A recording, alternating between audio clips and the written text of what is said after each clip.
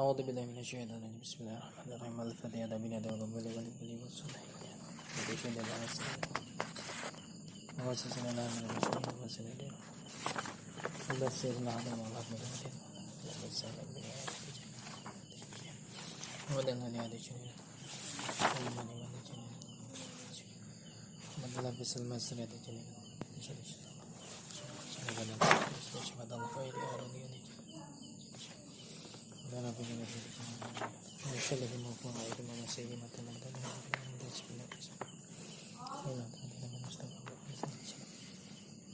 Al-Fatihah. A'udzu billahi minasyaitonir rajim. Bismillahirrahmanirrahim. Alhamdulillahi rabbil alamin arrahmanir rahim maliki yaumiddin. Iyyaka na'budu wa iyyaka nasta'in ihdinas siratal mustaqim. صراط الذين أنعمت عليهم غير المغضوب عليهم ولا الضالين آمين اللهم صل على سيدنا محمد الفاتح لمولك والخاتم لما سبق نشر الحق بالحق والهادي إلى صراطك المستقيم وعلى آله حق قدره ومقداره العظيم بسم الله الرحمن الرحيم قل هو الله أحد الله الصمد لم يلد ولم يولد ولم يكن له كفوا أحد بسم الله الرحمن الرحيم قل هو الله أحد الله الصمد لم يلد ولم يولد ولم يكن له كفوا أحد بسم الله الرحمن الرحيم قل هو الله أحد الله الصمد لم يلد ولم يولد ولم يكن له كفوا أحد سبحان ربك رب العزة عما يصفون والسلام على المرسلين Assalamualaikum warahmatullahi wabarakatuh. Bismillahirrahmanirrahim. Alhamdulillahirabbil alamin wa bihi nasta'in wa ala umuri dunya waddin. Wassalatu wassalamu ala asrofil anbiya'i wal mursalin wa ala alihi wa ashabi ajma'in. Rabbi shrah li sadri wa yassir li amri wa hlul 'uqdatam min lisani yafqahu qawli. Asyhadu an la ilaha illallah wa asyhadu anna Muhammadar Rasulullah. Allahumma shalli ala sayyidina Muhammadin al-Fatih lima ulika wal khatim lima sabaqa nasyiril haqqi bil haqq wal hadi ila siratikal mustaqim wa ala alihi haqqa qadrihi wa miqdarihi al-'azim. Alhamdulillah segala puji bagi Allah. Alhamdulillah seperti biasa hari Jumat ini kita melaksanakan wirid berjamaah, Fazifah Hailalah dan pembacaan kitab. Untuk kali ini kita akan membacakan kitab Wasoya.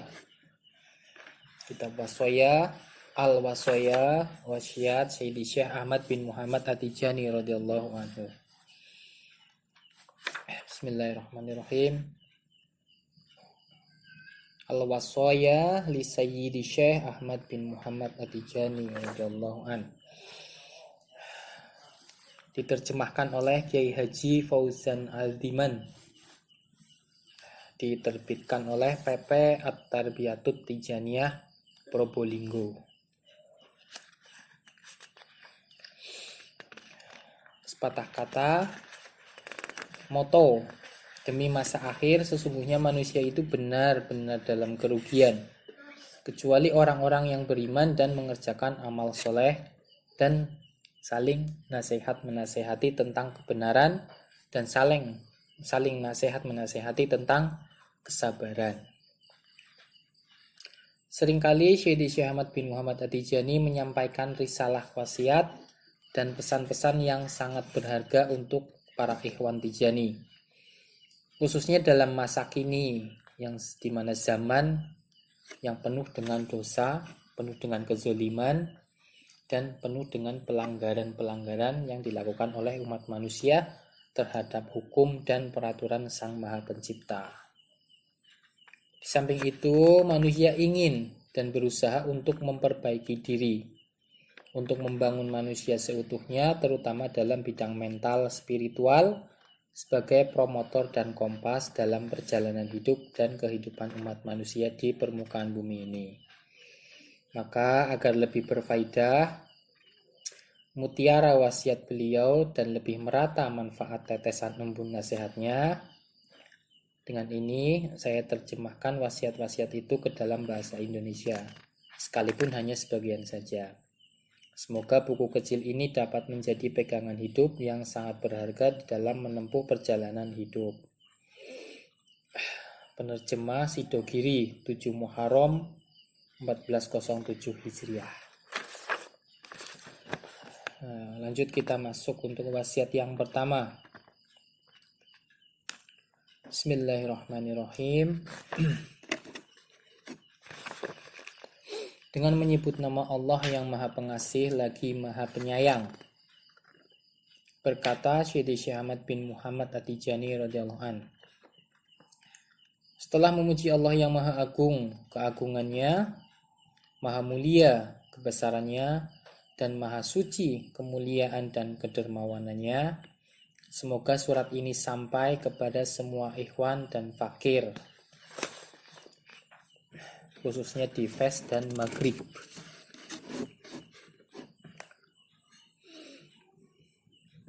Salam sejahtera atas kalian dan rahmat Allah serta barokahnya yang berlimpah sekekal kerajaan Allah Subhanahu wa taala. Dari seorang hamba yang fakir kepada Allah, yaitu Syekh Ahmad bin Muhammad At-Tijani radhiyallahu anhu.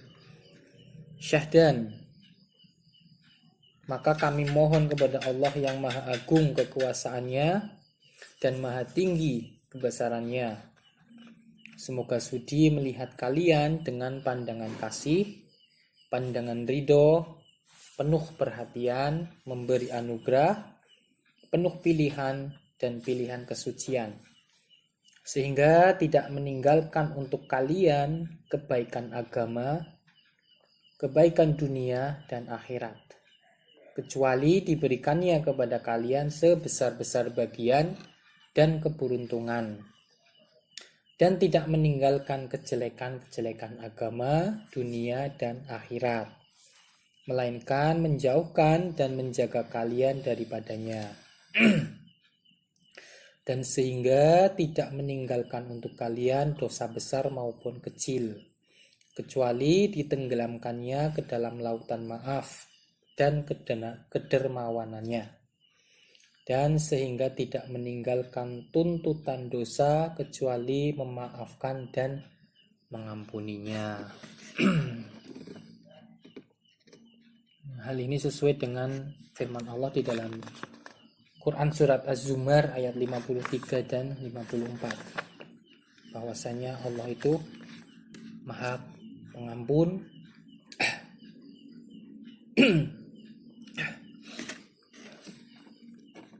Bismillahirrahmanirrahim. Qul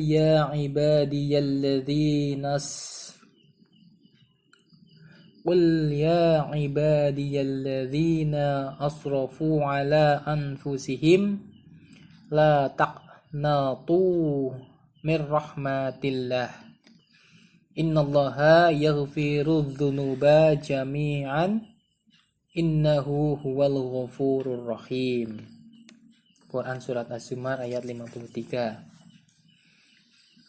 Wa anibu ila rabbikum wa aslimu lahu min qabli ayyatiyakumul azabu thumma la tunsarun.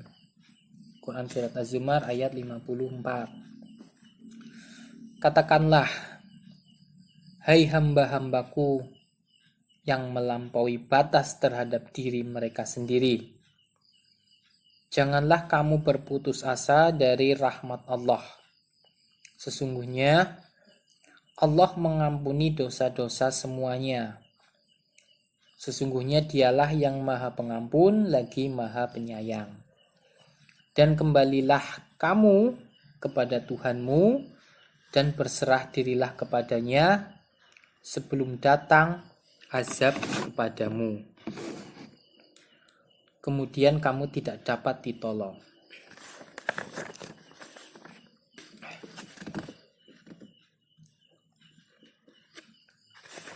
Wasiat yang berikutnya, dan sehingga Allah tidak meninggalkan untuk kalian satu hajat dan tidak pula satu permohonan yang tidak maksiat kepada Allah, melainkan segeralah memberikannya pada kalian dan menolong kalian dengan memberi bantuan dan kekuatan dalam melaksanakannya. Apabila cocok dengan hukum azali, maka kalau tidak cocok dengan ketetapan hukum azali, kami mohon kepada Allah supaya mengganti semuanya itu dengan yang lebih baik dan lebih berharga daripadanya. Nah, di sini Syekh Ahmad itu sudah mendoakan gitu, sudah mendoakan para ikhwan.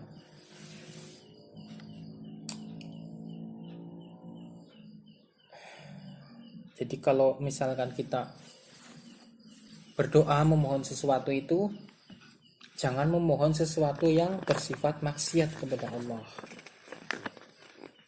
sehingga Allah akan mengabulkan hajat-hajat kalian. Itu bila cocok dengan hukum azali, bila takdirnya memang seperti itu. Nah, kalau takdirnya tidak seperti itu, maka Syekh Ahmad Tijani itu sudah mendoakan kita, sudah mendoakan supaya Allah itu mengganti semuanya itu dengan yang lebih baik dan lebih berharga daripada apa yang kita doakan, apa yang kita mohonkan. Dalam Quran surat Al-Baqarah ayat 186 dikatakan,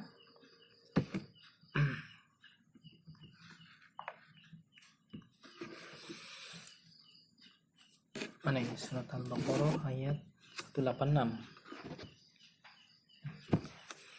Wa idza sa'alaka ibadi anni fa inni qarib uhibu da'watad da'i idza da'ani falyastajibu li wal yu'minu bi la'allahum yarsudun. Jika hamba-hambaku bertanya kepadamu, nih kepada baginda Nabi maksudnya ya.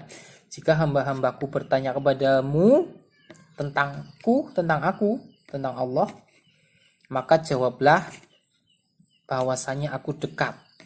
Aku akan mengabulkan permohonan orang yang berdoa jika ia memohon kepadaku. Jadi apapun yang hamba-hamba Allah doakan itu akan Allah kabulkan. Cuman pengabulannya itu tidak mesti sama dengan apa yang kita mohonkan. Nah, kalau Syekh Ibrahim Al-Baijuri di dalam syarah Tuhfatul Murid ala Jauharatit Tauhid mengatakan, Allah itu memiliki berbagai cara untuk mengabulkan doa para hambanya. Nah, di antaranya terkadang Allah mengabulkan doa hambanya itu dengan segera, sesuai dengan harapan dan permohonan mereka.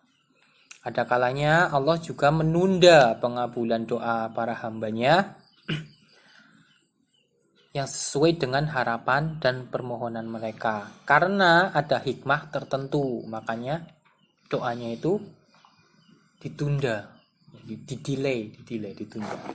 Karena ada hikmah sesuatu di dalamnya. Nah, terkadang juga Allah mengabulkan doa hambanya itu dengan bentuk yang berbeda dari harapan dan permohonan para hambanya.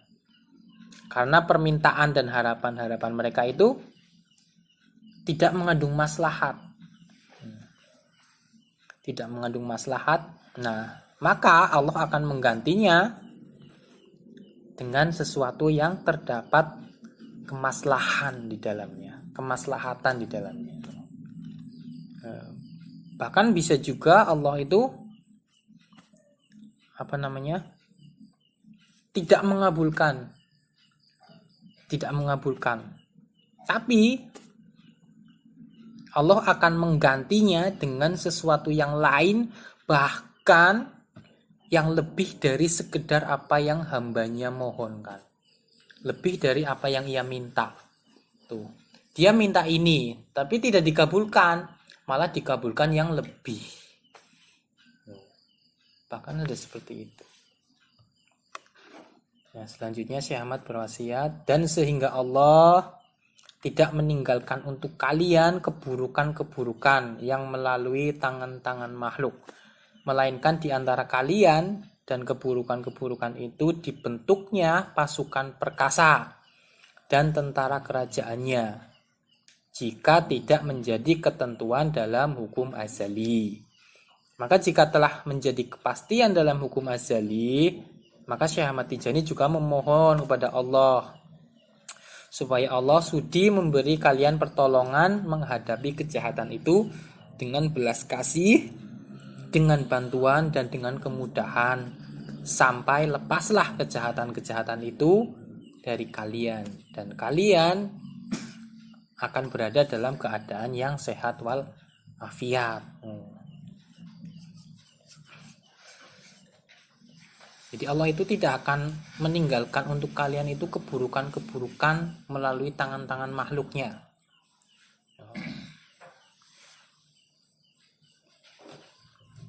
Jika memang tidak menjadi ketentuan dalam hukum azali. Nah, jika itu udah ada ketentuan dalam hukum azali, maka seperti tadi Syekh Ahmad sudah mendoakan kita para ikhwan, para muridnya.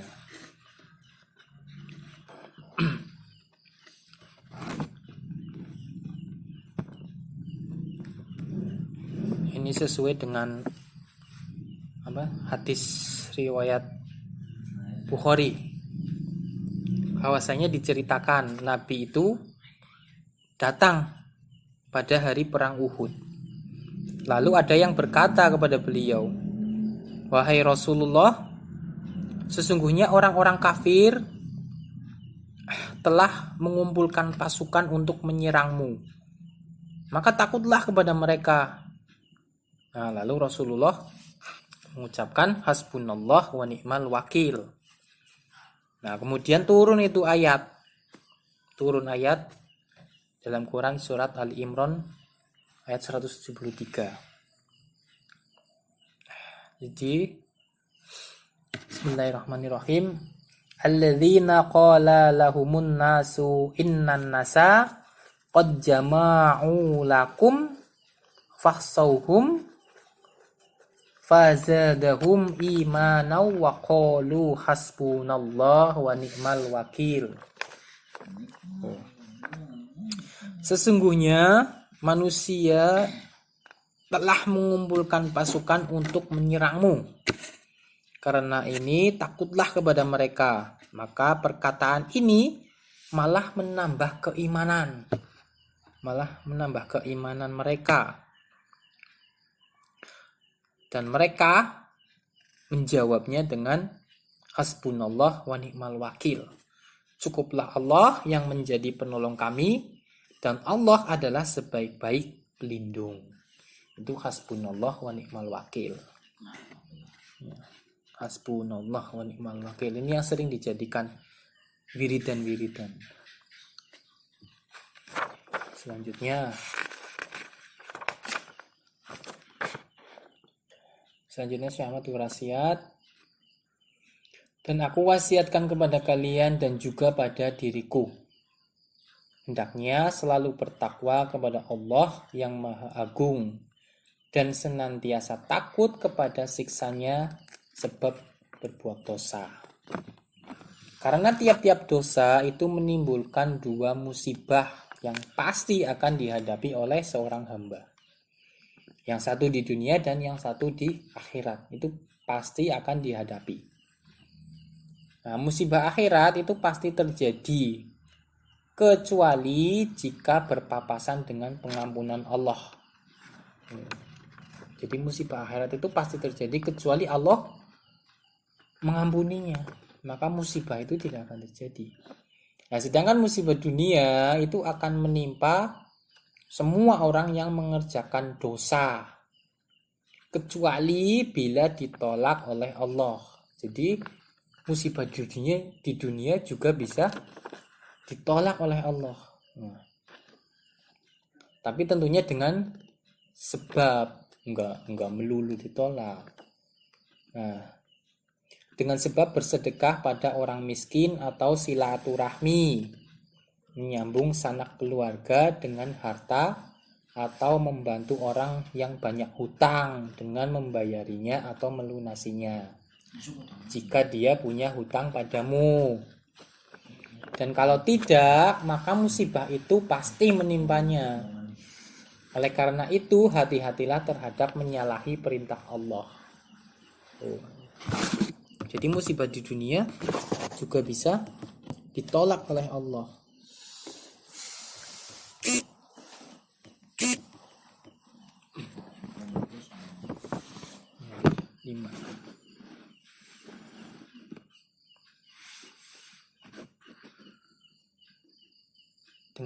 Dengan sebab bersedekah pada orang miskin atau silaturahmi, menyambung sanak keluarga dengan harta, ataupun membantu orang yang banyak hutang. Jadi jalinlah silaturahmi dengan sanak keluarga dengan memberikan bantuan makanan atau apapun.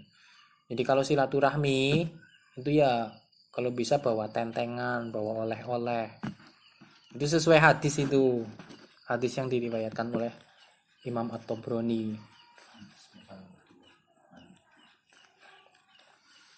Jadi sedekah itu menolak 70 macam bala dan bencana. Itu sesuai hadis.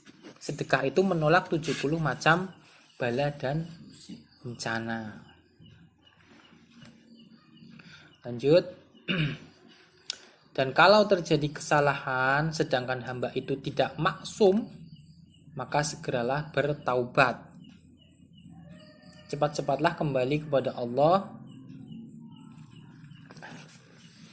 dengan bertaubat. Dan kalau tidak segera, maka ketahuilah bahwa seorang hamba itu tidak ada harganya di hadapan Allah. Lagi pula dia menghadapi murkanya kecuali bila Allah memberikan karunia pengampunan kepadanya. Jadi seorang hamba itu sesungguhnya tidak ada harganya di hadapan Allah. Maka cepat-cepatlah bertaubat jika kalian merasa bersalah dan berdosa kepada Allah. Dan hendaklah seorang hamba itu selalu ingat di dalam hatinya, di dalam sanubarinya, bahwa ia itu akan mendapatkan siksa dan murka Allah.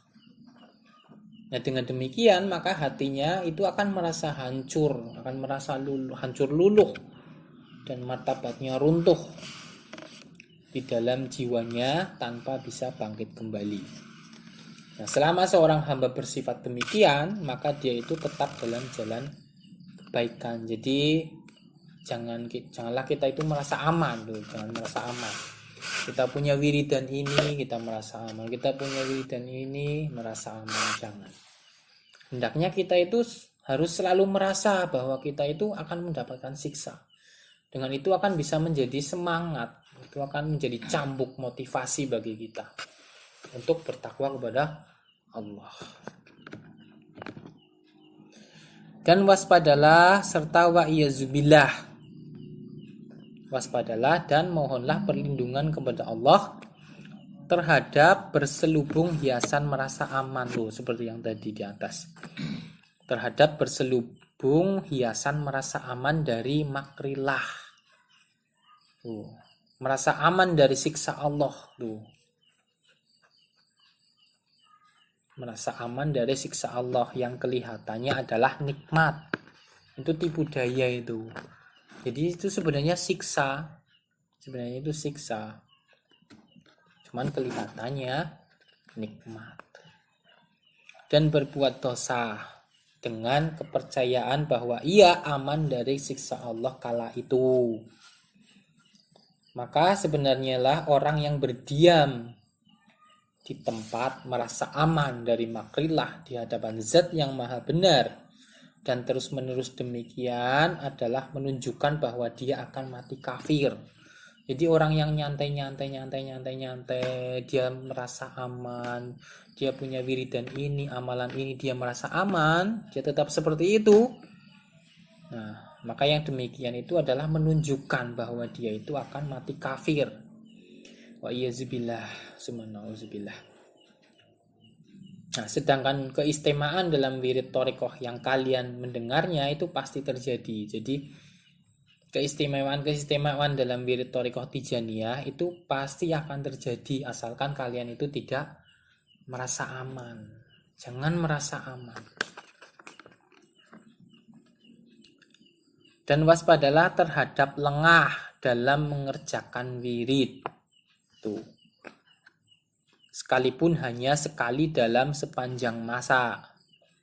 Dan syaratnya wirid ialah menjaga sholat 5 waktu dengan berjamaah dan memelihara peraturan-peraturan agama dan tidak memutuskan hubungan dengan makhluk, terutama antara kalian dan ikhwan tijani. Jadi jangan menyepelekan wirid, jangan menyepelekan wirid. Jangan sering kodok karena disengaja, itu namanya menyepelekan. Sering kodok karena menyengajakan itu menyepelekan juga itu. Kalau wazifah hailalah ya berjamaah, jangan menyepelekan. Merasa aman wirid sendiri, jangan. Nah, dan juga peliharalah peraturan-peraturan agama. Nah, tegakkan syariat, maksudnya tegakkan syariat.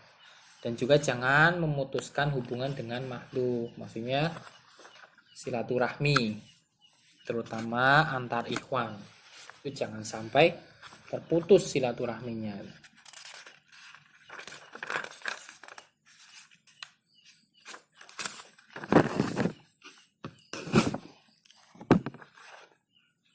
Dan berziarahlah karena Allah. Sambunglah sanak famili, ini silaturahmi juga. Sambunglah sanak famili karena Allah. Jadi bersilaturahmilah karena Allah. Dan berilah makan karena Allah semampu kalian tanpa kesukaran dan tidak berpayah-payah. Nah, kalau yang ini yang sesuai dengan hadis baginda Nabi. Kalau kita bersilaturahmi, mengunjungi sanak kerabat itu hendaknya kita membawa oleh-oleh.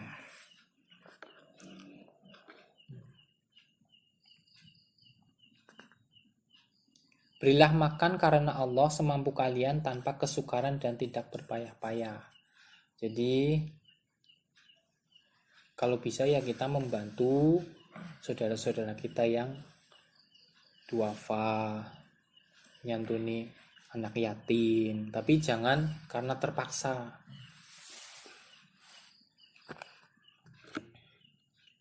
Dan bersabarlah kalian melaksanakan perintah Allah di dalam menghadapi bencana dan cobaan yang menimpa. Sebab dunia ini tempatnya fitnah dan bahayanya bagaikan gelombang laut. Dan Allah tidak menurunkan Bani Adam ke dunia ini melainkan untuk menghadapi fitnah dan mara bahaya. Oleh sebab itu, tak ada harapan bagi Bani Adam untuk keluar dari bahaya itu. Dan tabah itu menurut kondisi masing-masing dengan mengukur kekuatan dan kekuasaannya. Dan usahakan kesentosaan dalam jiwa kalian. Apabila bencana dan cobaan turun menimpa seseorang di antara kalian, hendaklah diketahui bahwa untuk inilah dunia diciptakan dan dibangun. Sedangkan Bani Adam tidak menempatinya melainkan untuk urusan ini, dan semua manusia sama berpacu dalam gelanggang ini. Maka ketahuilah bahwa dia sebagaimana yang lain itu sama saja. Jadi yang namanya dunia itu adalah darul bala, darul imtihanan, tempat ujian. Maka hendaknya kita bersabar dan tabah dalam menghadapi cobaan. Sebagaimana Nabi Yusuf ketika ditanya oleh saudara-saudaranya. Nabi Yusuf ketika ditanya oleh saudaranya, kenapa kamu dapat memperoleh derajat yang tinggi di sisi Allah? Nah, maka beliau menjawab, Innahu mayattaqi wa yashbir fa innallaha la yudhillu ajrul muhsinin. Sesungguhnya orang-orang yang sabar dan takwalah yang membawa saya ke derajat itu. Jadi derajat yang tinggi itu bisa dicapai dengan sabar dan tabah. Karena tidak ada cara lain kita diturunkan ke dunia ini ya untuk menghadapi fitnah dan mara bahaya. Maka seyogyanya kita hadapi dengan sabar dan tawakal dan tabah. Karena kita nggak mungkin bisa lari dari hal itu, nggak mungkin. Karena dunia darul imtihanan. Dunia itu tempatnya ujian. Jadi nggak bisa kita lari dari itu. Yang ada ya dihadapi. Dan ketahuilah bahwa dosa di zaman ini itu tidak seorang pun yang bisa menghindarinya. Sebab dosa itu dicurahkan atas manusia bagaikan hujan yang sangat lebat. Akan tetapi perbanyaklah amalan penghapus dosa dan yang paling penting ialah melanggengkan sholawat fatih 5 uhlik. Karena sholawat itu menghapus dosa baik dosa kecil maupun dosa besar. Nah, jadi senantiasa kita langgengkan sholawat fatih untuk menghapus dosa baik dosa kecil maupun dosa besar. Nah, selain itu juga bisa dengan sholat tasbih.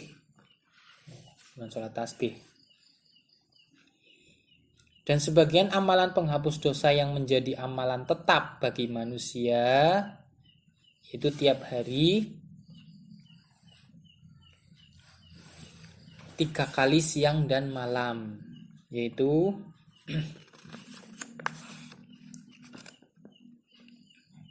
jadi siang dan malam, siang 3 kali, malam 3 kali. Ini. Bismillahirrahmanirrahim. Allahumma maghfiratuka awsa'u min zunubi wa rahmatuka roja ngindi min amali. Wahai Tuhanku, pengampunanmu lebih luas daripada dosa-dosaku dan rahmatmu lebih aku harapkan daripada amal ibadahku. Ini dibaca 3 kali siang dan 3 kali malam. Pagi sore nggak apa-apa. Nah, ada juga amalan yang tetap tiap hari siang dan malam atau pagi sore, yaitu Bismillahirrahmanirrahim. La ilaha illallah wallahu akbar. La ilaha illallah wahdah. La ilaha illallah la syarikalah. La ilaha illallah lahul mulku wa lahul hamdu. La ilaha illallah la haula wa la quwwata illa billahil aliyyil azim. Ini juga dibaca pagi dan sore atau siang dan malam. Pagi dan sore lah gampangnya.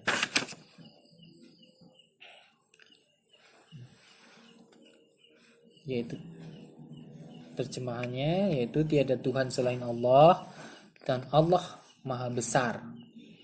Tiada Tuhan selain Allah dengan kemahaesaannya. Tiada Tuhan selain Allah dengan tiada sekutu baginya. Tiada Tuhan selain Allah, hanya kepunyaannya lah kerajaan dan kepunyaannya lah segala puji. Tiada Tuhan selain Allah, tiada daya dan tiada kekuatan melainkan dengan pertolongan Allah yang maha tinggi lagi maha agung. Adapun amalan yang lain itu seperti hizib saifi atau doa saifi. Itu bisa untuk menghapus dosa di zaman sekarang ini.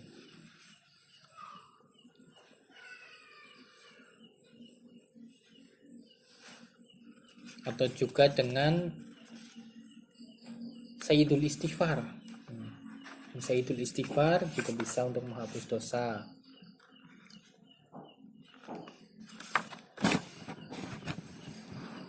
Yang bunyinya seperti ini.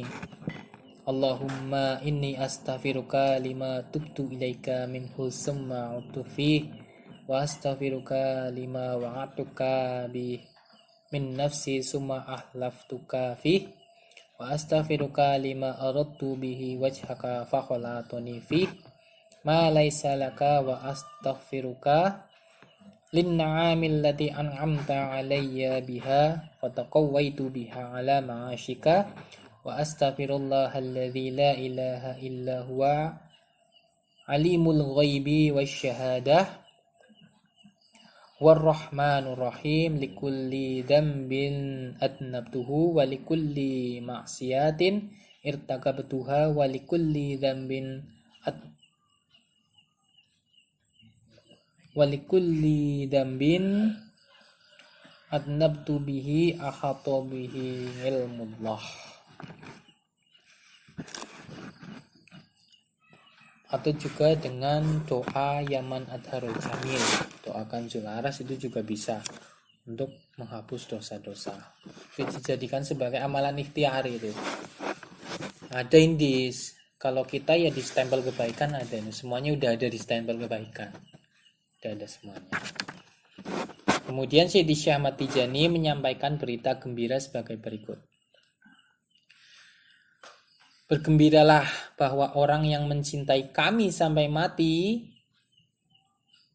dia akan bangun kembali dari kubur termasuk orang yang aman.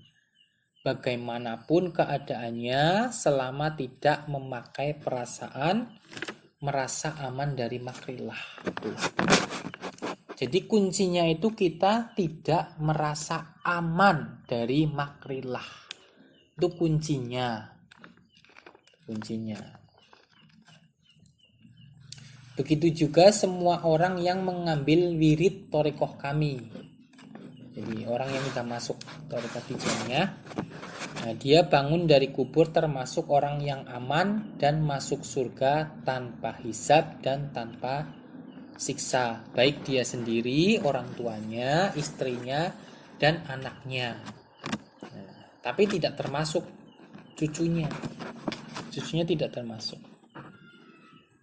Nah, tapi dengan syarat percaya dengan mantap dan tidak merusak kecintaannya terhadap Syekh Ahmad dan tidak merasa aman dari makrillah. Itu kuncinya tadi.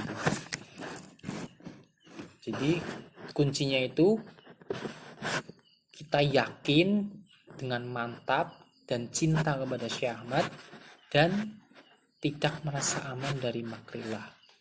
Itu kunci utamanya.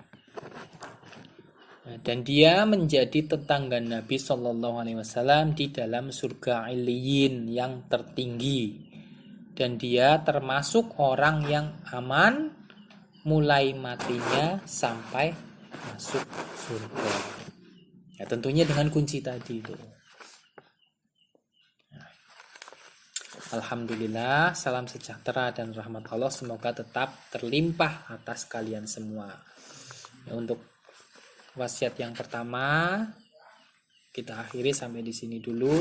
Semoga bisa bermanfaat bagi kita semua baik di dunia maupun di akhirat. Allahumma amin. Allahumma salli ala sayyidina Muhammadin al-Fatihi lima wal khatimi lima sabaqa nasyiril haqqi bil haqq wal hadi ila siratikal mustaqim wa ala alihi haqqa qadrihi wa miqdarihi al-azim.